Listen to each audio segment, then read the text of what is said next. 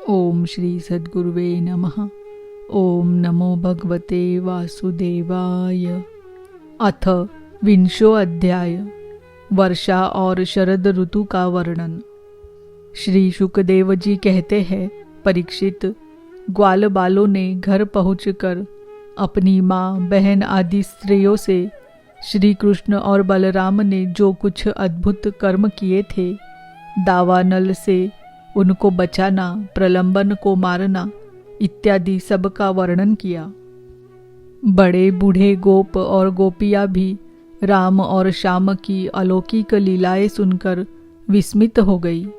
वे सब ऐसा मानने लगे कि श्री कृष्ण और बलराम के वेश में कोई बहुत बड़े देवता ही व्रज में पधारे हैं। इसके बाद वर्षा ऋतु का शुभागमन हुआ। इस ऋतु में सभी प्रकार के प्राणियों की बढ़ती हो जाती है। उस समय सूर्य और चंद्रमा पर बार बार प्रकाशमय मंडल बैठने लगे। बादल, वायु, चमक, कड़क आदि से आकाश क्षुब्ध सा दिखने लगा। आकाश में नीले और घने बादल घिर आते, बिजली कौंधने लगती, बार बार गड़गड़ाहट सुनाई पड़ती। सूर्य, चंद्रमा और तारे ढके रहते। इससे आकाश की ऐसी शोभा होती जैसे ब्रह्मस्वरूप होने पर भी गुणों से ढक जाने पर जीव की होती है। सूर्य ने राजा की तरह पृथ्वी रूप प्रजा से 8 महीने तक जल का कर ग्रहण किया था। अब समय आने पर वे अपनी किरण करों से फिर उसे बांटने लगे। जैसे दयालु पुरुष जब देखते हैं कि प्रजा बहुत पीड़ित हो रही है, तब वे दया परवश होकर अपने जीवन प्राण तक निछावर कर देते हैं, वैसे ही बिजली की चमक से शोभायमान घनघोर बादल तेज हवा की प्रेरणा से प्राणियों के कल्याण के लिए अपने जीवन स्वरूप जल को बरसाने लगे। जेठ आषाढ़ की गर्मी से पृथ्वी सूख गई थी। अब वर्षा के जल से सिंचकर वह फिर हरी भरी हो गई। जैसे सकाम भाव से तपस्या करते समय पहले तो शरीर दुर्बल हो जाता है, परंतु जब उसका फल मिलता है तब हृष्ट पुष्ट हो जाता है। वर्षा के सायंकाल में बादलों से घना अंधेरा छा जाने पर ग्रह और तारों का प्रकाश तो नहीं दिखलाई पड़ता, परंतु जुगनू चमकने लगते हैं। जैसे कलयुग में पाप की प्रबलता हो जाने से पाखंड मतों का प्रचार हो जाता है और वैदिक संप्रदाय लुप्त हो जाते हैं। जो मेंढक पहले चुपचाप सो रहे थे, अब वे बादलों की गरज सुनकर टर्र टर्र करने लगे। जैसे नित्य नियम से निवृत्त होने पर गुरु के आदेशानुसार ब्रह्मचारी लोग वेद पाठ करने लगते हैं। छोटी छोटी नदियाँ जो जेठ आषाढ़ में बिल्कुल सूखने को आ गई थी, वे अब उमड़ घुमड़ कर अपने घेरे से बाहर बहने लगी। जैसे अजितेंद्रिय पुरुष के शरीर और धन संपत्तियों का कुमार्ग में उपयोग होने लगता है। पृथ्वी पर कहीं कहीं हरी हरी घास की हरियाली थी, तो कहीं कहीं बीर बहुटियों की लालिमा और कहीं कहीं बरसाती छत्तों के कारण वह सफ़ेद मालूम देती थी। इस प्रकार उसकी ऐसी शोभा हो रही थी मानो किसी राजा की रंग बिरंगी सेना हो। सब खेत अनाजों से भरे पूरे लहलहा रहे थे। उन्हें देखकर किसान तो मारे आनंद के फूले न समाते थे, परंतु सब कुछ प्रारब्ध के अधीन है, यह बात न जानने वाले धनियों के चित्त में बड़ी जलन हो रही थी कि अब हम इन्हें अपने पंजे में कैसे रख सकेंगे। नए बरसाती जल के सेवन से सभी जलचर और थलचर प्राणियों की सुंदरता बढ़ गई थी। जैसे भगवान की सेवा करने से बाहर और भीतर के दोनों ही रूप सुघड़ हो जाते हैं। वर्षा ऋतु में हवा के झोंकों से समुद्र एक तो यो ही उत्ताल तरंगों से युक्त हो रहा था, अब नदियों के संयोग से वह और भी शुद्ध हो उठा। ठीक वैसे ही जैसे वासना युक्त योगी का चित्त विषयों का संपर्क होने पर कामनाओं के उभार से भर जाता है। मूसलधार वर्षा की चोट खाते रहने पर भी पर्वतों को कोई व्यथा नहीं होती थी, जैसे दुखों की भरमार होने पर भी उन पुरुषों को किसी प्रकार की व्यथा नहीं होती जिन्होंने अपना चित्त भगवान को ही समर्पित कर रखा है। जो मार्ग कभी साफ नहीं किए जाते थे वे घास से ढक गए और उनको पहचानना कठिन हो गया। जैसे जब द्विजाति वेदों का अभ्यास नहीं करते तब कालक्रम से वे उन्हें भूल जाते हैं। यद्यपि बादल बड़े लोकोपकारी है, फिर भी बिजलियां उनमें स्थिर नहीं रहती। ठीक वैसे ही जैसे चपल अनुराग वाली कामिनी स्त्रियां गुणी पुरुषों के पास भी स्थिर भाव से नहीं रहती। आकाश मेघों के गर्जन तर्जन से भर रहा था। उस समय निर्गुण इंद्रधनुष की वैसी ही शोभा हुई जैसी सत्व रज आदि गुणों के क्षोभ से होने वाले विश्व के बखेड़े में निर्गुण ब्रह्म की। यद्यपि चंद्रमा की उज्ज्वल चांदनी से बादलों का पता चलता था, फिर भी उन बादलों ने ही चंद्रमा को ढक कर शोभाहीन ही बना दिया था। ठीक वैसे ही जैसे पुरुष के आभास से आभासित होने वाला अहंकार ही उसे ढक कर प्रकाशित नहीं होने देता। बादलों के शुभागमन से मोरों का रोम रोम खिल रहा था। वे अपनी कुहक और नृत्य के द्वारा आनंदोत्सव मना रहे थे। ठीक वैसे ही जैसे गृहस्थी के जंजाल में फंसे हुए लोग जो अधिकतर तीनों तापों से जलते और घबराते रहते हैं, भगवान के भक्तों के शुभागमन से आनंद मग्न हो जाते हैं।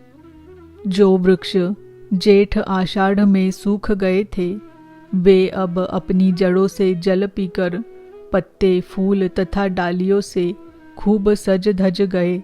जैसे सकाम भाव से तपस्या करने वाले पहले तो दुर्बल हो जाते हैं, परंतु कामना पूरी होने पर मोटे तगड़े हो जाते हैं। परीक्षित तालाबों के तट काटे कीचड़ और जल के बहाव के कारण प्राय अशांत ही रहते थे, परंतु सारस एक क्षण के लिए भी उन्हें नहीं छोड़ते थे। जैसे अशुद्ध हृदय वाले विषयी पुरुष काम धंधों की झंझट से कभी छुटकारा नहीं पाते, फिर भी घरों में ही पड़े रहते हैं।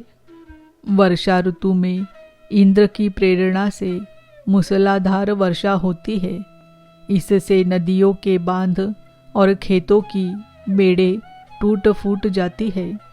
जैसे कलयुग में पाखंडियों के तरह तरह के मिथ्या मतवादों से वैदिक मार्ग की मर्यादा ढीली पड़ जाती है। वायु की प्रेरणा से घने बादल प्राणियों के लिए अमृतमय जल की वर्षा करने लगते हैं। जैसे ब्राह्मणों की प्रेरणा से धनी लोग समय समय पर दान के द्वारा प्रजा की अभिलाषाएं पूर्ण करते हैं। वर्षा ऋतु में वृंदावन इसी प्रकार शोभायमान और पके हुए खजूर तथा जामुनों से भर रहा था। उसी वन में विहार करने के लिए श्याम और बलराम ने ग्वाल बाल और गौओं के साथ प्रवेश किया।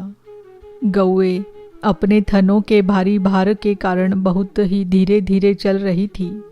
जब भगवान श्री कृष्ण उनका नाम लेकर पुकारते तब वे प्रेम परवश होकर जल्दी जल्दी दौड़ने लगती। उस समय उनके थनों से दूध की धारा गिरती जाती थी। भगवान ने देखा कि वनवासी भील और भिलनियाँ आनंद मग्न हैं। वृक्षों की पंक्तियाँ मधुधारा उंडेल रही है। पर्वतों से झरझर करते हुए झरने झर रहे हैं। उनकी आवाज़ बड़ी सुरीली जान पड़ती है और साथ ही वर्षा होने पर छिपने के लिए बहुत सी गुफाएं भी है। जब वर्षा होने लगती तब श्री कृष्ण कभी किसी वृक्ष की गोद में या खोडर में जा छिपते, कभी कभी किसी गुफा में ही जा बैठते और कभी कंदमूल फल खाकर ग्वाल बालों के साथ खेलते रहते। कभी जल के पास ही किसी चट्टान पर बैठ जाते और बलराम जी तथा ग्वाल बालों के साथ मिलकर घर से लाया हुआ दही भात, दाल शाक आदि के साथ खाते। वर्षा ऋतु में बैल, बछड़े और गौएं थोड़ी ही देर में भरपेट घास चर लेती और हरी हरी घास पर बैठकर ही आंख मूंद कर जुगाली करती रहती। वर्षा ऋतु की सुंदरता अपार थी। वह सभी प्राणियों को सुख पहुंचा रही थी। इसमें संदेह नहीं कि वह ऋतु गाय, बैल, बछड़े सब के सब भगवान की लीला के ही विलास थे। फिर भी उन्हें देखकर भगवान बहुत प्रसन्न होते और बार बार उनकी प्रशंसा करते। इस प्रकार श्याम और बलराम बड़े आनंद से व्रज में निवास कर रहे थे। इसी समय वर्षा बीतने पर शरद ऋतु आ गई। अब आकाश में बादल नहीं रहे, जल निर्मल हो गया, वायु बड़ी धीमी गति से चलने लगी। शरद ऋतु में कमलों की उत्पत्ति से जलाशयों के जल ने अपनी सहज स्वच्छता प्राप्त कर ली। ठीक वैसे ही जैसे योग भ्रष्ट पुरुषों का चित्त फिर से योग का सेवन करने से निर्मल हो जाता है। शरद ऋतु ने आकाश के बादल, वर्षा काल के बढ़े हुए जीव, पृथ्वी की कीचड़ और जल के मटमैलेपन को नष्ट कर दिया।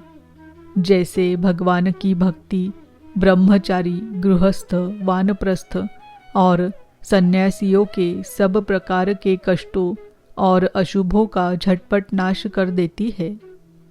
बादल अपने सर्वस्व जल का दान करके उज्ज्वल कांति से सुशोभित होने लगे। ठीक वैसे ही जैसे लोक परलोक, स्त्री पुत्र और धन संपत्ति संबंधी चिंता और कामनाओं का परित्याग कर देने पर संसार के बंधन से छूटे हुए परम शांत सन्यासी शोभायमान होते हैं। अब पर्वतों से कहीं कहीं झरने झरते थे और कहीं कहीं वे अपने कल्याणकारी जल को नहीं भी बहाते थे। जैसे ज्ञानी पुरुष समय पर अपने अमृतमय ज्ञान का दान किसी अधिकारी को कर देते हैं और किसी किसी को नहीं भी करते। छोटे छोटे गड्ढों में भरे हुए जल के जलचर यह नहीं जानते कि इस गड्ढे का जल दिन पर दिन सूखता जा रहा है। जैसे कुटुंब के भरण पोषण में भूले हुए मूढ़ यह नहीं जानते कि हमारी आयु क्षण क्षण क्षीण हो रही है। थोड़े जल में रहने वाले प्राणियों को शरतकालीन सूर्य की प्रखर किरणों से बड़ी पीड़ा होने लगी। जैसे अपनी इंद्रियों के वश में रहने वाले कृपण एवं दरिद्र कुटुंबी को तरह तरह के ताप सताते ही रहते हैं। पृथ्वी धीरे धीरे अपना कीचड़ छोड़ने लगी और घास पात धीरे धीरे अपनी कचाई छोड़ने लगे। ठीक वैसे ही जैसे विवेक संपन्न साधक धीरे धीरे शरीर आदि अनात्म पदार्थों में से यह मैं हूँ और यह मेरा है, यह अहंता और ममता छोड़ देते हैं। शरद ऋतु में समुद्र का जल स्थिर, गंभीर और शांत हो गया। जैसे मन के निसंकल्प हो जाने पर आत्माराम पुरुष कर्मकांड का झमेला छोड़कर शांत हो जाता है। किसान खेतों की मेड़ मजबूत करके जल का बहना रोकने लगे। जैसे योगी जन अपनी इंद्रियों को विषयों की ओर जाने से रोककर प्रत्याहार करके उनके द्वारा क्षीण होते हुए ज्ञान की रक्षा करते हैं। शरद ऋतु में दिन के समय बड़ी कड़ी धूप होती, लोगों को बहुत कष्ट होता, परंतु चंद्रमा रात्रि के समय लोगों का सारा संताप वैसे ही हर लेते जैसे देहाभिमान से होने वाले दुख को ज्ञान और भगवत विरह से होने वाले गोपियों के दुख को श्री कृष्ण नष्ट कर देते हैं। जैसे वेदों के अर्थ को स्पष्ट रूप से जानने वाला सत्वगुणी चित्त अत्यंत शोभायमान होता है, वैसे ही शरद ऋतु में रात के समय मेघों से रहित निर्मल आकाश तारों की ज्योति से जगमगाने लगा। परीक्षित, जैसे पृथ्वी तल में यदुवंशियों के बीच यदुपति भगवान श्री कृष्ण की शोभा होती है, वैसे ही आकाश में तारों के बीच पूर्ण चंद्रमा सुशोभित होने लगा। फूलों से लदे हुए वृक्ष और लताओं में होकर बड़ी ही सुंदर वायु बहती, वह न अधिक ठंडी होती और न अधिक गर्म।